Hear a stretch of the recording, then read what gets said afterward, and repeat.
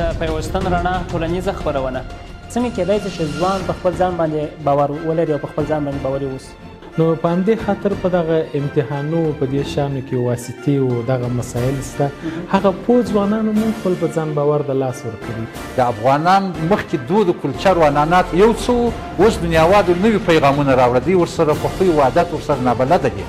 که چیرې تعلیم ونه کړي دا مختلف خلک ته وایي چې اویا کاله مخکې د نیکه کوم ژوند درلودی یا د کوم مصیبتو سره مخ وو. په دغه ټولنیزه خپرونه کې موږ ستاسو سره پر ټولنیزو ستونزو او ټولنیزو نزاکتونو بحث کوو.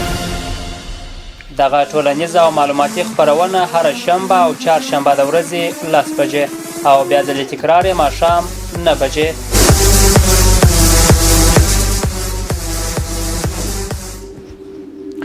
درنو لیدونکو او درنو اورېدونکو، یو ځل بیا هم ښه راستئ په بخښنې سره چې څه ناڅه تخنیکي ستونزه موجوده وه، نو همدا ستونزه هم حل سوله. تاسې هم راسره خپرونه کې ملتیا وکړئ، راسره خپرونه کې برخه واخلئ، راسره ګډون وکړئ.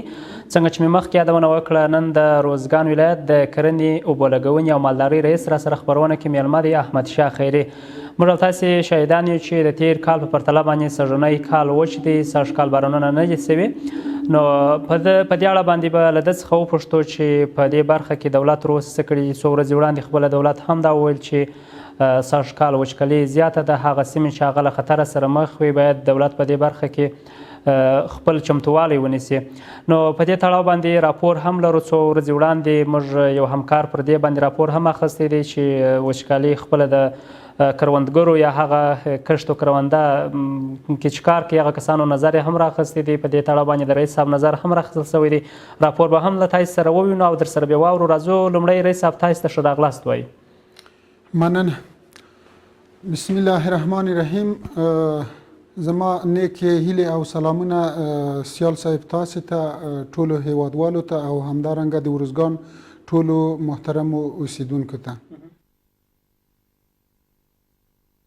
وچکالۍ په اړه موږ او تاسو ټولو ته معلومه ده چې سږ کال واورې او بارانونه ډیر کم دي. په غرونو کې واورې نشته، بارانونه نشته او د آبادۍ او د اوبو زیرمې اصلا د واورو د بارانونو نه رامابینته کیږي. نو په هغه اساس موږ او تاسې ویلی شو چې سږ کال به سخته وچکالي وي، ځکه تر اوسه پورې 26 ملي متره باران شوی دی.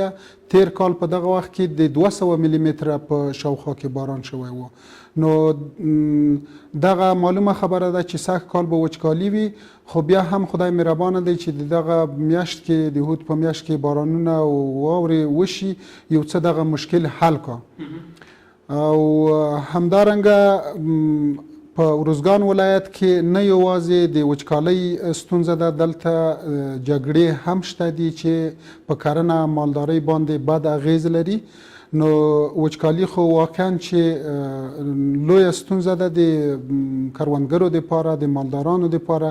دغه تشویش زموږ سره هم ډیر زیات دی چې سږ کال به وچ وي، مالداري به هم زیانمنه کیږي او زراعت به هم اغیزمن کیږي. نو د کرنې وزارت د ټولو کرنې ریاستونو څخه د آبیارۍ منابع کرنیزه ځمکه دغه معلوماتونه غوښتي دي ترڅو دوی هغه خپل پلانونه په مرکز کې جوړ کړي او وروسته یې موږ ته راواستوي. خو موږ او تاسو ټولو ته معلومه ده چې د وچکالۍ مشکل ډیر لوی مشکل دی. دغه ته غټ پلانونه ضرورت دي او دغه ستونزه داسې ستونزه نه ده، دا یو طبیعي ستونزه ده چې په اسانۍ سره به حل کیږي. خو بیا هم خدای پاک مهربانه دی او د کرنې وزارت فعلا په دغه موضوع باندې کار کوي ترڅو دوی یو ښه منظم پلان جوړ کړي د مالدارۍ او آبیارۍ دواړو برخو کې. بالکل. د وچکالۍ په تړاو باندې ځینې ولایتونه توپیر لري، فرق یې که نه کوي. موږ چې وکتل هغه کوم خبر چې خپله وزارت خپور کړی و چې په هغو کې یو شمېر ولایتونه یاد کړي و. په دې کې ځینې ولایتونه چې دلته اړتیا نشته، هلته هم هغه زیرمې پاتېږي، هلته د اوبو څخه دومره استفاده نه کېږي چې بیا هم وچکالي ورباندې اغېز نه کوي. په دې تړاو باندې چې پر ځینو ولایتونو باندې شاید وچکالي ډیر تاثیر وکړي او پر ځینو باندې نه کوي. خپله دغه خبر کې دوی ویلي وه چې ځینې ولایتونه چې دي د ډیر خطره سره به مخ وي. په دې تړاو باندې ستاسې نظر څه دی چې آیا ولایتونه توپیر لري که نه لري؟ بله ولایتونه توفیر لري. هغه ولایتونه چې هغه کې سیندونه دي، هغه د اوبو منابع لري، نو هغه طبعا یو څه اوبه لري، او هغه ولایتونه چې د اوبو منابع نه لري، ټولې د واورې او د باران له طریقه دي، نو هغه به ډیر زیانمن کیږي. دا معلومه خبره ده. په یو ولایت کې ساحې هم فرق کوي. په یوه ساحه کې به وچکالي ډیر تاثیر کوي او په بله ساحه کې به دومره تاثیر نه کوي. مثلا دغه کوم د هلمند رود چې روان دی، د دې شاوخوا کومې ځمکې چې دي طبعا د دې دپاره به یو څه اوبه وي، خو هغه ساحې چې لرې دي اوبه نه ورسیږي، هغه به ډېرې زیانمنې کیږي. بالکل. عموما په دې کې کم ولایتونه به د ډېر خطره ستاسې په نظر باندې مخ چې هغه کې واورې نه وي په تېرو کلونو په پرتله باندې موږ ګورو چې راښکال وچکالي زیاته ده، هغه به کم ولایتونه وي چې تاثیر یې ډېر وي، هغه اغېز یې ډېر وي؟ یاده کړه هغه ولایتونه چې هغه د اوبو منابع لري، یعنې په هغه کې بندونه وي، هغه بندونه ته یو وخته پورې دوی ته د زراعت دپاره څه اوبه ورکولی شي. مګر هغه ولایتونه چې هغه کې بندونه نشته، د اوبو منابع کمې دي، هغه به ډېر زیانمن کیږي. په دې برخه کې تر اوسه دا چې وزارت خپله خبرداری ورکړې ده چې سږ کال به وچ کال وي، ستونزې به ډېرې وي.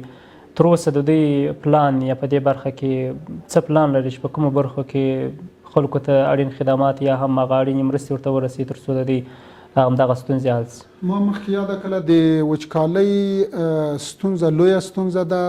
دغه د دې کنټرولول د دنیا په سطح هم مشکل دي، د یو هیواد په سطح هم مشکل دي. نو د کرنې ریاست وزارت فعلا هغه د اوبو منابع، د اوبو ضرورت، کرنیزه ځمکه، دغه معلوماتونه د خپلو ولایتي ادارو نه غوښتي دي تر څو دوی هلته ورباندې کار وکړي، یو منظم پلان جوړ کړي د خپلو امکاناتو په اساس. او همدارنګه تاسې مخکې د برمو پوښتنه وکړله، د شمسیو پوښتنه وکړله چې اکثره خلک د شمسیو نه کار اخلي یا د برمو نه. برمې خو په هر هیواد کې منع دي. په افغانستان کې هم په قانون کې منع دي چې برمې باید ونه ویل شي، ځکه برمې د اوبو زیرمې وچوي او د اوبو سطحه ښکته بیایي. په هغه دولتونو کې او په هغه ځایونو کې چې برمې ویل شوي دي، د هغو اوبه اوس معلومداره خبره ده چې ډېرې ښکته تللي دي. نو په همدغه اساس دولت برمو ته اجازه نه ورکوي، په قانون کې ممنوع ښودلي دي. اوس فعلا برمې ډېرې وجود لري، د وچکالۍ کال دی یا هم کال وچ وي، معلومه خبره ده چې هغه بیان دی اوبه موږ ورته وایو چې یا هم ځینې کاریزونه دي هغه اوبه نه لري یا به هم وچېږي. نو خلک اړین دي، خلک مجبور دي چې د برمو څخه استفاده وکړي، په شمسیانو باندې یا هم په ماشینانو باندې اوبه راپورته کړي. دغه اوبه به څومره نور هم د وچکالۍ باندې تاثیر وکړي چې بهاندې اوبه یا هم بیاندې اوبه کاریزونه نه لري، هغه وچېږي. بیا نو دلته اړتیا پیدا کېږي چې خلک د برمو څخه استفاده وکړي. همدغه اوبه د مځکې سر ته راپورته کول، د مځکې د ذخیرو څخه په هندارو باندې چې اوس بې حده ډېر سوي دي، د کال په کال باندې میاشت په میاشت باندې همدغه حالت ته که موږ ګورو چې دښتو کې برمې زیاتېږي، اوبه ډېرې استفاده کېږي. دا به څومره نور هم دغه د اوبو هغه کم سطحه چې د څومره به ټیټه کړي؟ بله، ستاسې د خبرې په تایید دا چې موږ مخکې یاده کړله چې برمې د اوبو په سطحه باندې ډېر بد تاثیر لري، اوبه ښکته بیایي. او همدارنګه ځینې باغداران هغه هم مجبور دي چې هغه باغونه چې دوی په 5-6 کالو کې روزلي دي، هغه حاصل ته رسېدلي دي، نو دوی مجبور دي چې د هغو دپاره اوبه را پیدا کړي تر څو دغه باغونه وچ نشي. او په همدې هیله دي چې کال ته به مثلا آبادي وي، نو سږ کال باید موږ نه وچ نشي، د بین ولاړ نشي. نو خلک به برمو نه د شمسیو نه کار واخلي، خو دغه معلومه خبره ده چې د اوبو په سطحه باندې بد اغیزه لري، د اوبو سطحه به ښکته بیایي. عموما وزارت په دې برخه کې کم خدمات یا هم په دې برخه کې کمې همکارۍ د خلکو سره کولی شي چې هغه ځپل سوي د وچکالۍ په خاطر باندې؟ که څه موږ شاهدان یو، نه یوازې دا چې په روزګان کې یا هم د افغانستان پر ولسونو باندې به یوازې وچکالۍ بد اغېز کوي، موږ وینو چې په دې وروستیو کې جګړې هم زیاتې سوي دي، خلک له یوه ځای څخه بل ځای ته کډوال کېږي چې پر دې باندې هم ډېر بد تاثیر کوي. د دې سره هممهاله چې وچکالۍ به هم ورباندې راځي. نو په دې برخه کې دولت کم اړخونه یا کم طرف ته دوی باید نظر وکړي چې تر څو دغه خلک د غربت څخه یو حل لاره پیدا کړي؟ زما په نظر خو د اوبو د سطحې په هکله خصوصا د کرنې وزارت دغه نور مربوطه وزارتونه باید هغه فصلي اوبه چې موږ تاسو لرو په پسرلي کې اوبه اکثره وخت ډېرې وي او ځینې وخت بارانونه کېږي، سیلونه راځي، نو دغه د چک ډیمونه یا لوی بندونه تر څو دغه اوبه ونوځي د هېواد څخه او په هر ولایت کې مثلا هغه مهار شي تر څو د اوبو سطحه لوړه شي. دغه یوه ډېره کامیابه او ښه لاره ده چې د افغانستان دولت باید په دغه باندې کار وکړي او په دې باندې بودیجه مصرف کړي. دغه که په دغه باندې بودیجه مصرف شي دغه به بې ځایه نه وي مصرف شوي، دا به د ټول عمر دپاره د وچکالۍ په مهارولو کې ډېر مهم رول ولوبوي. رئیس صاحب دلته که لنډ مهال ته راسو چې دلته کال وچیږي پر خلکو باندې به منفي تاثیر کوي د خلکو پر کښتونو باندې. اوس خلک ستا هغه یوازې تمه یې همدغه کښت ده، یوازې نور څه نه لري، بله خواري نه لري، بله مزدوري نه لري، همدغه څو میاشتې همدغه کښت ته ناست وي. که چیرې وچکالي راځي معلومه خبره ده، نه یوازې دا چې پر یوه کښت باندې بلکې پر هر څه باندې به وچکالي بد اغېز کوي، بد تاثیر کوي. که لنډ مهال ته راسو اوس که بندونه جوړېږي یا هم وزارت دا پلان ولري چې سږ کال باید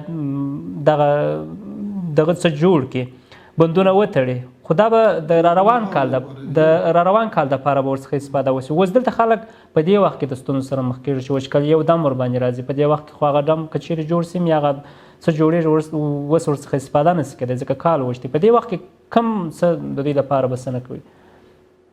دلته ځینې نوې ټکنالوژي شته دي چې خلک د هغو نه کار واخلي، خو هغه تطبیق یو څه مشکل دی، مصارف به هم لري. مثلا ډریپ ایریګیشن دی یا د قطره‌یي اوبو سیستم دی چې دوی کولی شي په خپلو باغونو دپاره یې جوړ کړي، هغه چې د لږ اوبو نه ډېره استفاده کېدلی شي. هغه د پایپو په واسطه سیستم جوړیږي، د هرې ونې بیخ ته هغه قطره قطره اوبه ورځي، یو دغه سیستم دی. او بل هغه سپرینکل سیستم ورته وي د باران په شکل چې هغه هم هغه د اوبو ذخیره به یا په لوړ ځای کې وي چې فشار ورباندې راوړي، یا به مثلا برق ته ضرورت یې چې هغه اوبه د آپاش په شکل د باران په شکل په مزرعو باندې هغه کېږي. هغه سیستم هم کامیابه سیستم دی. دغه قطره‌یي سیستم هم په هغه ځای کې چې اوبه کمې وي، وچکالي وي، اوبه نه لري، په هغه ځایو کې په ټوله دنیا کې تطبیق کېږي. نو دغه سیستمونه شته دي، خو دغه به د افغانستان د دولت دپاره هم یو څه مشکل وي او د خلکو دپاره به هم مشکل وي. خو بیا هم د ما په نظر هر څوک چې باغ لري او دوی په دې باندې پوهیږي چې دغه باغ زه سږ د لاسه ورکوم د وچکالۍ له امله، نو دوی کولی شي چې یوه ذخیره د اوبو په یو لوړ ځای کې جوړه کړي او خپلو ونو ته هغه د ډریپ ایریګیشن یا قطره‌یي سیستم جوړ کړي. دولت په ټولو خلکو پسې دغه رسیدګي نشي کولی، هر څوک کولی شي، هغه دومره توان نه لري، خو بیا به هم خپل پلانونه په دې هکله جوړ کړه. ځینې به هغه د ترویج په شکل وي، ځینې به داسې وي چې د یوې ساحې نه د هغو د محصولاتو د بین تللو په اړه مخنیوی وکړو. خو خلک کولی شي چې دغه سیستم په خپلو باغونو کې جوړ کړي، ځینې پالیزونو کې هم کېدلی شي او په نورو مزرعې کې هم کېدلی شي. قیمت یې دومره لوړ نه دی د دغه پایپونو د دغه سیستم.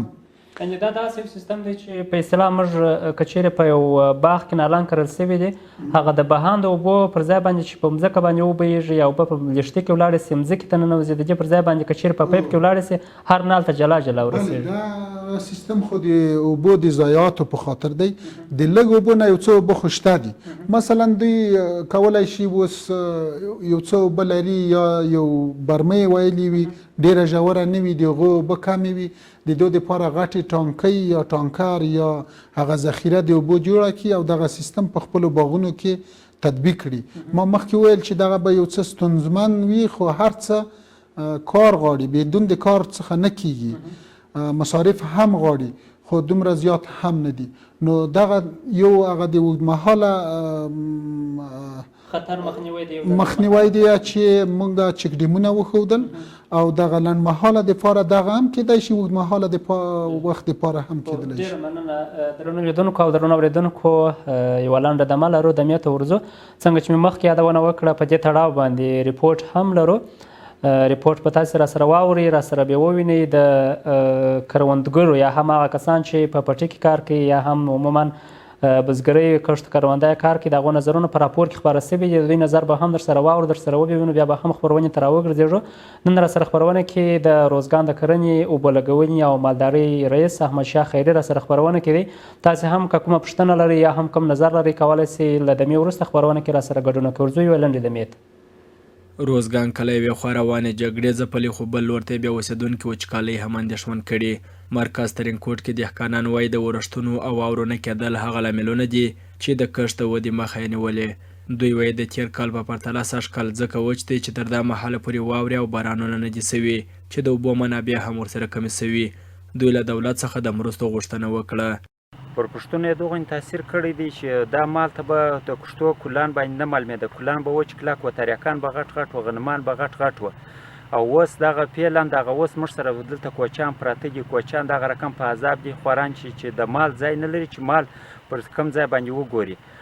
داسې تاثیر یې کړی دی چې اوبه نشته، کښتونه دا دي دغه دي اوس ګر سره کې پر مخ باندې وچ دي، ختم دي، ځمکه یې نه ده پټه کړې. پخوا بیا ځمکه پټه کړله غنمو، نو اوس دا دي د هغې سینې پر پانډالان یې د هغې له غړ ولاړ دي، ځمکې ګوره شنه کړي لا نه دي سم دم.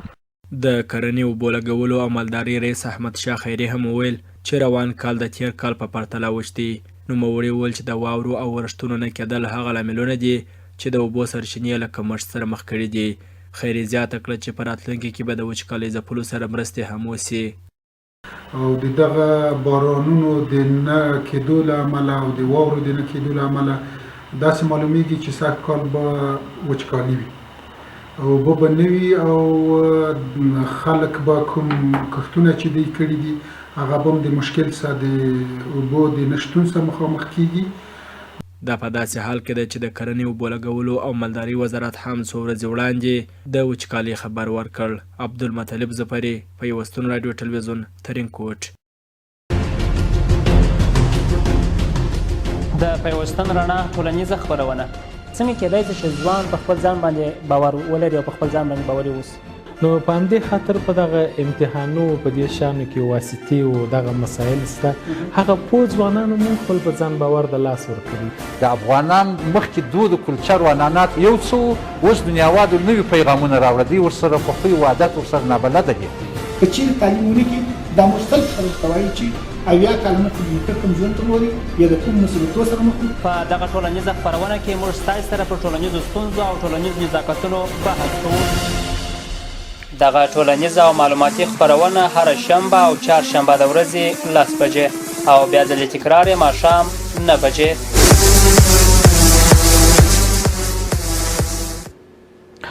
درنو اورېدونکو او درنو لیدونکو، یو ځل بیا هم ښه راستئ خپرونې ته. هیله ده چې راپور مو اورېدلی او لیدلی مو یې. څنګه چې مو یادونه وکړه، سږ کال د وچکالۍ کال یا هم د تېر کال په پرتله باندې وچکالۍ زیاته ده. په دې تړاو راسره نن خپرونه کې د روزګان د کرنې، اوبو لګونې او مالدارۍ رئیس احمدشاه خیري راسره خپرونه کې. که چیرې تاسې غواړئ له ده څخه کومه پوښتنه وکړئ په دې تړاو باندې یا هم پر دې موضوع راسره نظر شریکئ، کولی شئ خپرونه کې راسره ګډون وکړئ پر 040 او 080 همدغه مو د ګډون شمیرې دي. کولی شئ خپرونه کې راسره ګډون وکړئ. ستاسو نظر څه دی؟ هغه کسان چې هغه په کښت او کرونده باندې بوخت دي، ډېری داسې اورېدونکي به هم وي چې زموږ غږ اوري. تاسې راسره نظرونه شریک کړئ چې ستاسې پر کښتونو باندې اوس څومره اغېز کړی دی. دا چې لا هم زموږ تمه شته، زموږ امید شته چې بارانونه به وسي. د خدای پاک دربار ډېر لوی دی، تمه مو شته، امید مو شته. په دې تړاو باندې تاسې هم راسره نظر شریک کړئ چې همدا اوس څومره منفي اغېزې ستاسو پر کښتونو باندې کړی دی او کوم زیانونه تاسې اوس لیدلي دي. دا چې اوس موږ د وچکالۍ سره مخ یو، د دې وروسته به که چیرې اوس زیانونه رسېږي، معلومه خبره ده چې پر روان کې به نور هم پر کښتونو باندې منفي تاثیر کوي. ورځو تماس ته چې ګران دوست به له کومه ځای اړیکه نیولې. بله السلام علیکم. وعلیکم السلام. سلام تاسو سلام مېلمه ته او سلام ټول اورېدونکو ته د دې ژوند خپرونه مو په خیر ده. ډېره مننه، ژوندي اوسئ، ښاد اوسئ. په خیر راسئ خپرونې ته. ګرانه ستاسې نوم او له کومه ځایه مو اړیکه نیولې ده؟ مننه، خوشحاله اوسئ. بیا هم اړیکې ته راغلي تدریس شیدا له مرکز ترینکوټ اړوند کارېدو څخه. سیف الدین شیدا، په خیر راسئ خپرونې ته. تاسې راته ووایاست چې تاسې څه کرلي دي او تر اوسه څومره منفي اغېز کړی دی د بارانونو نه شتون، چې وچکالي زیاته د بارانونو نه دي سوي، ستاسې پر کښت باندې څومره منفي اغېز کړی دی؟ مننه، بلکل روزانه ښایسته موضوع ده. سره بارانونه نشته ده چې موږ د غنمو کښت هاخوا کړی دی. نو اول ماته دا ورته معلومېږي د باران نه شتون پخوا چې به کله د باران و هر څه ډېر سم و ډېر مناسب و، یعنې اوس ډېر کم دی، غنم کمزوري دی. یعنې چې راسې دا موږ چې کله اوبه پرې ورېنه کړو داسې لکه د دې خرقاو چې ماته و په څه خاطر داسې یې دې هوان ورته شي. مطلب یې دا دی چې باران یې نه دی لیدلی، اوبه یې نه دي لیدلې او اوبه نه لري. نو اصلا یې زموږ څخه اوبه دي چې د دغه له امله دی بیخي یو مخ کمزوري دی. غوښتنه مو څه ده له دولت څخه په دې برخه کې چې دا اوس د دومره ستونزو سره کروندګر مخ دي، لا هم که چیرې وچکالي راځي پر کښتونو معلومه خبره ده چې ډېر زیات منفي تاثیر به نور هم کوي. په دې برخه کې ستاسو غوښتنه څه ده چې دولت کومې همکاري ستاسو سره وکړي؟ مننه، بلکل ورځنه موږ پوهېږو زه فعلا د دولت څخه یو خواهش لرم چې هغه دوی باید پوره کړي. که چېرې موږ ته وګورو چې لنګر سیند کې دی یعنې ټانکانې یا پاکې اوبه بلکل موږ ورسره منو او بازار سیمه کې که دا سیمې دی و کاریزو ته ورکړي ډېر به ښه وي، ځکه فعلا په دې خاطر سره یو کاریزو اوبه ډېر زیات شوي دي، دا خلک هم لاسته رسۍ ورته لري. او چې لنګر کې زه خپله اوسېږم خو مننه څخه ماته پرې چې ما یې دلته کښت کړی دي هغه اوبه زیات زیاته شته او اوبه لکه زیاتې بې معنا هم ورسره کېږي. ولې داسې موږ لیدلي چې کله چې ټانکۍ کې اوبه روان وي هغه فعلا ټانکۍ داسې بېرته راپیوېږي، هغې روان وي بېرته په ولې ګرځېږي. یا فعلا چې کوم چا کور مخته دغه ولاړه وي د منه ټانکۍ څخه پرېښې ولاړ وي د هغه څومره اوبه فعلا دغې روان وي د دې ضرورت یا نشته چې هغه اوبه راوګرځي. نو زه دې ته هیله مایش لرم لومړی باید چې د هلته کوښښ کې باید د کاریزو ته وکړي. ولې دې خلک اکثره چې دا د تانانو څه اوبه راکړي نو که پاکه اوبه دې ته رسېږي باید دې ته ورسېږي او که برمو کې ورسره مرسته وکړي هم به ښه وي. او فعلا په مځکه هم پوهېږي چې مځکه اوبه ډېر زیات کمېږي، خو دا د ټکنالوژي د باید موږ تاسو اعتراف وکړو په دې خاطر چې خپل وطن رامنځته کړو. اوس که زموږ ته چې ګر ته زموږ ته په ګرته برنیش ولسوالۍ ته زه یې ورځ واوښتم ما نه وسولې، خو بیا چې کله واوښتم حاجت هم دغه برمې دی. که چېرې کوښښ وکړو هغو ته وګورو ډېر خلک هلته وزره دا موږ برمې ته راولي دغه راولي دا خلک به پر دا ټوله وطن کې ځای نه شي. دا زه دې معلومداره وایم. نو موږ باید برمې وکړو خو پر اندازه باندې باید داسې هم ونه کړو چې مځکه ټوله سره یې خپله وکړو، خو بیا پر اندازه باندې د خپلو اوبو تر باندې برمه وویستیم چې اوبه به زیات کړو، خپل کښت او خپل معنا ولس وژغورو. بلکل، ډېره مننه شیدا صاحب، له اړیکې مو مننه. ښاد اوسئ. رئیس صاحب درته کومه پوښتنه چې مو کړې ده درته جواب ووایي. ډېره مننه. مننه کوو سیف الدین شیدا و له مرکز ترینکوټ څخه یې اړیکه نیولې وه. رئیس صاحب دوی وایي چې اوس هغه سیمې چې دي هغوی کې اوبه یې اوس داسې سیمې شته چې کاریزونه دي هلته که چېرې دا اوبه کښته کېږي بیا هلته دومره امکانات کمیږي چې بیخي یا هم د ټانکۍ دپاره څوک ټانکۍ نه لري، که چېرې دی په ماشین باندې اوبه راپورته کړي یا هم په هنداره باندې اوبه راپورته کړي هلته د ټانکۍ نه شتون دی. دوی وایي که دولت په دې برخه کې همکاري وکړي چې دغسې یو څه ورته جوړ کړي تر څو هغه اوبه ذخیره کړي بیا ورڅخه استفاده وکړي. بله د ورور نظر خو د اوبو په هکله چې خلک باید فکر وکړي د اوبو د ضایعاتو مخه ونیسي دغه په ځای نظر و. زما هم غوښتنه دغه ده چې که د پاکو اوبو استعمال دی یا د زراعت دپاره د کرنې دپاره اوبه استعمالوي دغه خلک باید هغه صحیح تنظیم کا او د ضایعاتو مخه یې ونیسي. او د کاریزو په هکله خو په ارزګان ولایت کې دغه کاریزونه چې ده یاد کړل سږ کال د دغو د پاککارۍ په اړه د اف ای او دفتر WP په دغه کې همکاري کړې ده. دغه کاریزونه پاک شول، په دې باندې کار وشو. او کله چې د کاریز اوبه وچیږي نو هغه موږ خو نشو کولی چې هغه کاریز نور هم کته ولاړ شي ځکه هغه کرنیزې ځمکې دغه نه د خړوبېدلو نه پاتې کېږي.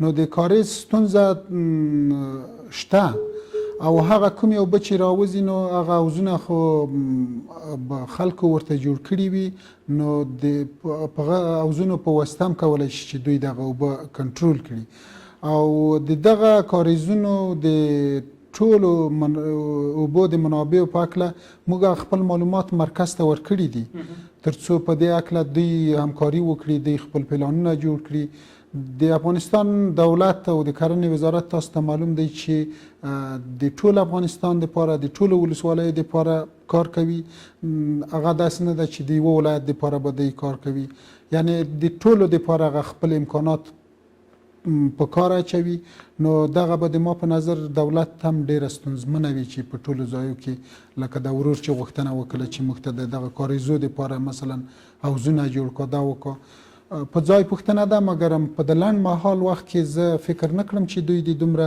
غټ پلان جوړ کړي او رسیدګي دې وکړي نو د ما د خلکو نه غوښتنه ده چې دوی په خپله مثلا یو کلی دی کاریز لري د خپل کاریزه هغه حوض منظم کا که کاریز یې پاک نه وي پاک یې کا یوه لې جوړې کا سربندونه په جوړ کا ځکه دولت ټولو ته رسیدګي نشي کړلی نو ډېر د اوبو د ضایعاتو څخه مخنیوی کېدلی شي په دې اړه ډېره مننه درنو لیدونکو او درنو اورېدونکو څنګه چې رئیس صاحب یادونه وکړه موږ ته پکار دا ده چې نه یوازې دا چې په دې برخه کې موږ ځکه وایو چې اسراف په اسلام کې موږ خبره نه ده چې اسراف څخه موږ هر وخت باید ډاډه وکړو نو په دې برخه کې واقعا هم زموږ ټولنه کې ډېری داسې کسان شته چې د اوبو سره بې پروایي کوي په دغسې حالاتو کې لکه سږ کال چې دی کال وچ دی نو موږ ته پکار دا ده چې څومره مو توان کېږي څومره مو وس کېږي په دې برخه کې د اوبو د اسراف څخه مخه ونیسو او هغه اوبه چې یوازې زموږ په کارېږي هغومره ورڅخه استفاده وکړو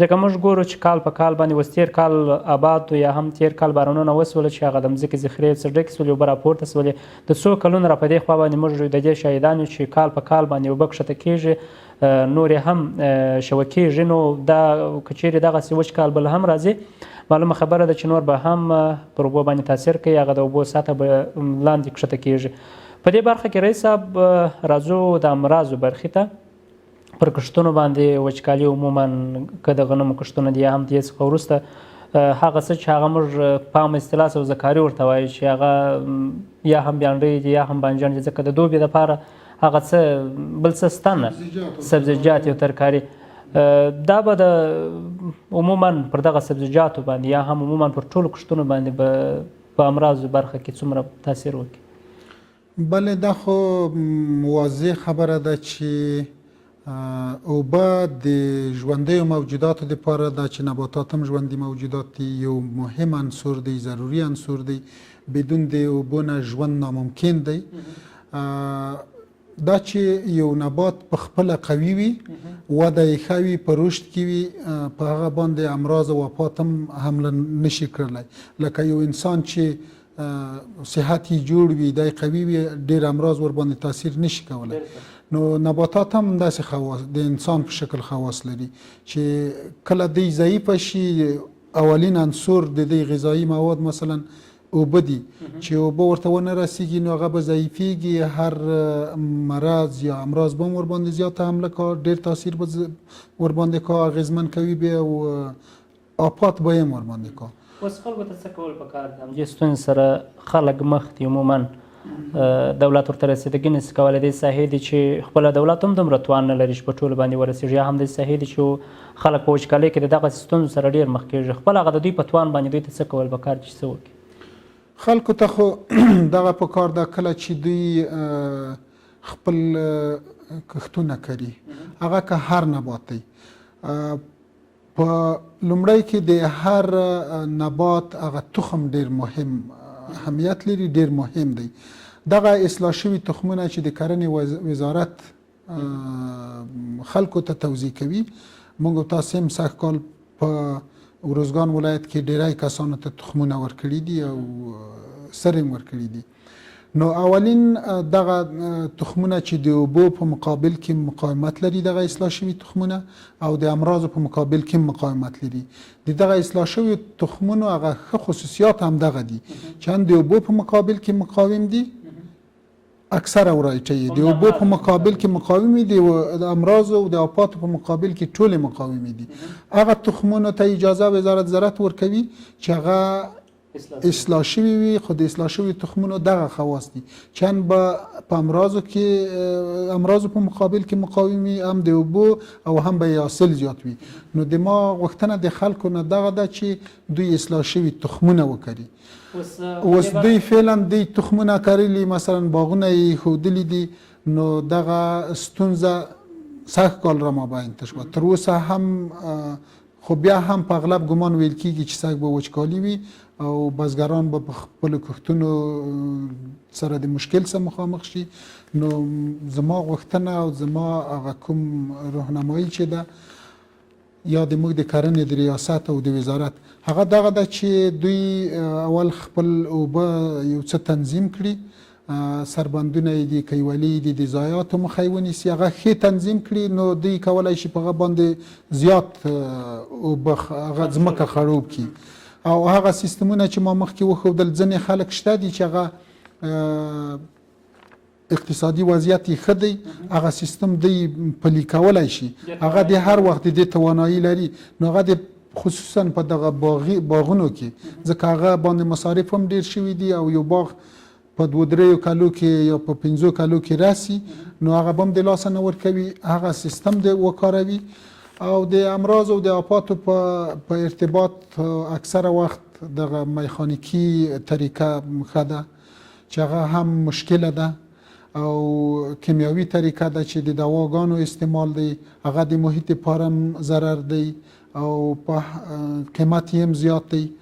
نو دغه طریقې دي، دغه خلک باید په خپله د خپلو مزرعو نه پالنه وکړي او اکثره بزګران په خپلو مزرعو باندې ډېر ښه پوهېږي چې دوی څه رقم د هغه مخنیوی وکړي. بیا هم دوی کولی شي کوم امراض چې د دوی په مزرعو کې فعلا دي یا وروسته کېږي د کرنې ریاست ته مراجعه وکړه او هغه علایم یا هغه بوټی چې کوم مرض یې کړی دی، امراض ورباندې حمله کړې ده، هغه راوړي. موږ چې کوم امکانات لرو، متخصصین لرو، نو هغه به هغه خپله لارښوونه ورته وکړه.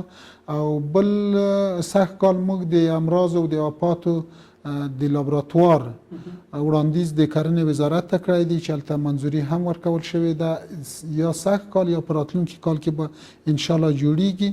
نو هغه هم د دغه خلکو دپاره یو ښه زیری دی چې په آینده کې به د دوی هغه امراض هلته تشخیصیږي او دوا به ورته ورکول کېږي. د تخمونو یادونه تاسې وکړله په پیل کې یا هم د کښتونو د کرلو په پیل کې روزګان کې د څومره کسانو سره همدغه اصلاح شوي تخمونه هم مرسته وسوه؟ ډېری کسانو شکایت درلودی چې د هغه کسانو ته رسېږي چې هغه په اصطلاح یا هم روابط ولري یا هم شناخت ولري، خو هغه کسان چې هغه څوک نه پېژني هغوی ته بیخي رسېدلي نه دي. په دې برخه کې دغه پروسه څومره شفافه او کومه کسانو ته ورسېده؟ سږ کال تقریبا 10,000 کسانو لپاره موږ 10,000 کسان وو د اصلاح شویو تخمونو او د کیمیاوي سرو، د غنمو اصلاح شوي تخمونه، د سبزیجاتو اصلاح شوي تخمونه. دغه پروګرامونه د مؤسساتو او د وزارت په بودیجې په اساس موږ په روزګان ولایت کې درلودل. هره پروژه یا هره پروسه چې موږ کله دلته تطبیق کوو د هغه دپاره په وزارت کې مثلا د کرنیزو تخمونو دپاره ډېر واضح طرز العمل جوړ شوی دی. هغه طرز العمل موږ تطبیق کوو. مثلا دلته اوس په روزګان ولایت دپاره سږ د وزارت زراعت بدون د مؤسساتو نه 293 ټنه تخم و. دغه د هرې ولسوالۍ سهمیه معلومه ده، د وزارت څخه د هرې ولسوالۍ سهمیه راځي، موږ یې په اختیار کې ورکوو. او بیا کله چې دغه تخمو توزیع وخت راځي، موږ د دغه ساحې مثلا د ترینکوټ په سطحه موږ 52 کریې لرو، د 52 کریو رسمي ملکان شته دي. دغه راغواړو د دوی په حضور کې د هر کلي سهمیه ورته جدا کوو او بیا وروسته هغه د کرنې ریاست هیاتان چې په هغه کې د کرنې ریاست مامورین دي، ځینو پروګرامو کې د ولایت او د نورو ادارو مامورین هم ورسره وي. دغه ورزي هغه کلي ته په هغه کلي کې د دغه مالکانو او د سپینګیریو په واسطه هغه مستحق کسان انتخابوي چې وروسته همغه کسانو ته د بل ټیم په واسطه دغه تخمونه په اختیار کې ورکول کیږي. نو د ما په نظر خو دغه پروسې په ارزګان ولایت کې په ډیر شفاف ډول روانې دي. داسې امکان لري چې همغه کوم هیاتان چې مثلا یو کلي ته ورځي، یو چا به واسطه ورته کړې وي، یو کس به مستحق کس به یو څوک وي، هغه به بل نیولی وي او ټول خلک مستحق دي. نو د خلک چې شکایتونه شای کمی مثلا 200 کوره کلی وي، موږ د 80 کسانو یا د 50 کسانو دپاره دغه تخمونه لرو. دغه هغه سیستم داس دی چې دغه بسخ کالکري د به تکثیریږي زیاتیږي، بیا به د خپلو ګاونډیانو ته ورکوي. دغه پروژې خو اصلا د خلک هم مشکل لري، صحیح دی په موږ چې کوم لارښوونه ورته کړي وي په همغه رقم نه کو. نو شکایتونه د خلکو فقط په دې رقم دي چې شای کم دي، ټولو ته نه رسي، چاته چې نه وي رسېدلي هغه شکایت لري، چې رسېدلي وي هغه نه. بالکل. د راروان دپاره اوس راروان کښتو دپاره چې مخکې ما یادونه وکړه د سبزیجاتو برخه کې بینډۍ او رومۍ او نور داسې څه چې هغه د دوبي لپاره خلک کري، په دې برخه کې وزارت یا هم ریاست څه پلان لري چې د خلکو ته اصلاح شوي تخمونه به ورکړي؟ دا پلان لري؟ څومره همکاري کولی شي د خلکو سره؟ بلې، وزارت د کرنې وزارت د خپلو امکاناتو په نظر کې نیولو سره ټول وخت کوشش کوي چې د خپلو خلکو دپاره دغه خدمتونه وکړو، وړاندې کړو. خو موږ تاسو ته معلومه ده چې زموږ ستاسو هیواد کې جګړه ده، د ډېر اوږدمهاله جګړه ده او امکانات هم زیات نه دي لکه د نورو دولتونو. هغه خپل امکانات چې لري هغه دایمي هغه کار کړی دي. او د دغه سبزیجاتو په هکله د کرنې وزارت پروګرام لري چې د دوی د وچولو دپاره هغه سولر سیستم ماشینالات هغه ځینو خلکو ته په اختیار کې ورکړو. او همدارنګه د فیو دفتر پلان لري چې د کار په مقابل کې دغه د وچولو ماشینونه ورکړو چې هر بزګر وکولی شي خپل بینډۍ، رومي، هر څه چې د دوی دغه نه زیات وي، د دوی د مصرف نه زیات وي، هغه وچ کړو، په ژمي کې استفاده ځنې وکړو یا په بازار کې وپلورو. بالکل. د خپرونې هم وروستۍ شېبې دي، په وروستیو کې مو اورېدونکو او لیدونکو ته پیغام څه دی؟ څه باید وکړي؟ دا چې وچکالي ده، خپل وزارت دا خبر وکړي چې شاید امکان ډېر د دې شته چې سږ کال وچ واوسېږي، په دې برخه کې دوی باید څه وکړي؟ خپل هغه تدابیر څنګه ونیسي؟ بله، زما پیغام ټولو بزګرانو مالدارانو ته دغه دی چې دوی د ډیره تکیه په وزارت او مؤسساتو باندې نه کوي، ځکه ما مخکې مې یاده کړه وزارت نشي کولی چې ټولو خلکو ته د دوی مالدارۍ ته هم رسیدګي وکړي، د دوی کرنې ته هم رسیدګي وکړي. هغه کرنې وزارت یا دولت خپل امکانات اوس هم په کار اچولي دي، وروسته د دې به هم په کار اچوي. خو خلکو ته په کار ده چې هر څوک د خپلې مزرعې نه، د خپلې مالدارۍ نه پالنه وکړي. هغه لکه مخکې چې ما یاده کړله خپلې اوبه د تنظیم کړي، هغه څوک چې اوبه لري. او که د چا اقتصاد ښه وي، خصوصا په باغاتو کې چې هغه د بین وړل یوه لویه ضایعه ده د ټول هیواد دپاره او خصوصا د همغه کورنۍ دپاره، نو دوی کولی شي هغه قطره‌ایي سیستم د اوبو ورته جوړ کړي. هغه خپل باغ که هر څومره جریبه دی، دوی په ډېرې اسانۍ سره کولی شي سږ یې د مشکلاتو د وچېدلو نه وژغوري. ډېره مننه. روزګان کې د کرنې، اوبهلګونې او مالدارۍ رئیس احمدشاه خیري، له تاسې څخه مننه چې خپرونه کې مو راسره ګډون وکړئ او راسره مو برخه واخیسته. ډېره مننه درنو اورېدونکو او درنو لیدونکو. خپرونه مو همدومره وه، خپرونه کې وخت نشته چې نور درسره پر همدې موضوع بحث وکړو. خپرونې موضوع وچکالي څومره پر کښتونو باندې بد تاثیر کوي یا هم اغېز کوي، پر همدې موضوع مو د رئیس صاحب سره بحث درلود. له تاسې هم مننه چې خپرونه مو تعقیب کړه. خو بیا مو هم د خدای پاک دربار ډېر لوی دی، تمه مو شته، امید مو شته، که څه هم وزارت وایي چې سږ کال به د تېر کال په پرتله باندې وچ وي، خو بیا مو هم د خدای پاک له لوی درباره څخه غوښتنه دا ده چې په هیواد کې بارانونه وسي او د ټول هیواد په خیر او د ټول هیواد لپاره په ګټه باندې تمام سي. نو درنو لیدونکو او درنو اورېدونکو، د نن لپاره مو خپرونه همدومره وه. تر بیا او دغسې خپرونې مو پر الله سپارو. ښه وختونه او ښې چارې. د پیوستون رڼا ټولنیزه خپرونه څنګه کېدای شي چې ځوان په خپل ځان باندې باور ولري او په خپل ځان باندې باوري اوسي؟ نو په همدې خاطر په دغه امتحانو په دې شیانو کې واسطې او دغه مسایل شته. هغه پوه ځوانانو مونږ خپل په ځان باور د لاس ورکړي. د افغانان مخکې دود کلچر و عنعنات یو څه اوس دنیاوالو نوي پیغامونه راوړه. دوی ورسره پخوی و عادت ورسره نابلده دي. که چیرې تعلیم ونه کړي دا مختلف خلک ته وایي چې اویا کاله مخکې د نیکه کوم ژوند تېرولي یا د کوم مصیبتو سره مخ وي. په دغه ټولنیزه خپرونه کې موږ ستاسو سره پر ټولنیزو ستونزو او ټولنیزو نزاکتونو بحث کوو. دغه ټولنیزه او معلوماتي خپرونه هره شنبه او چهارشنبه د ورځې 10 بجې او بیا ځلې تکرار یې ماښام 9 بجې.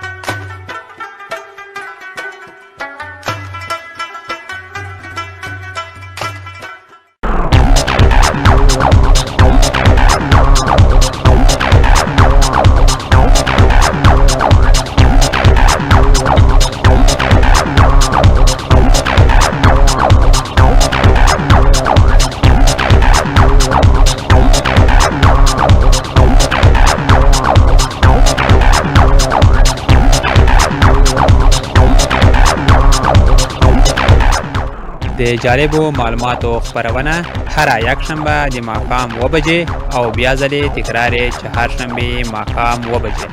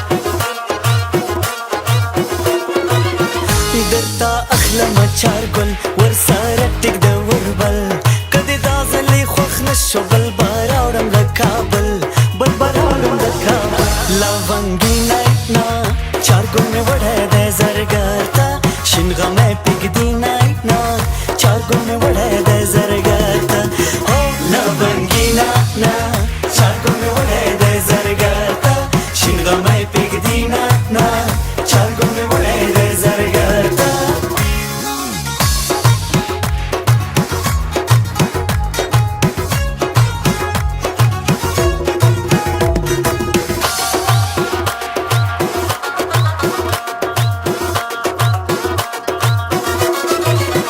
سترګې تورې پرنجو کمر وندک تل بندو کا سرګلان په اوربل کې د کمیز ډکله ستارو کا کمیز ډکله ستارو لونګي نه چارګل مې وړه د زرګرتا شینغه مې پګدی نه چارګل مې وړه د زرګرتا لونګي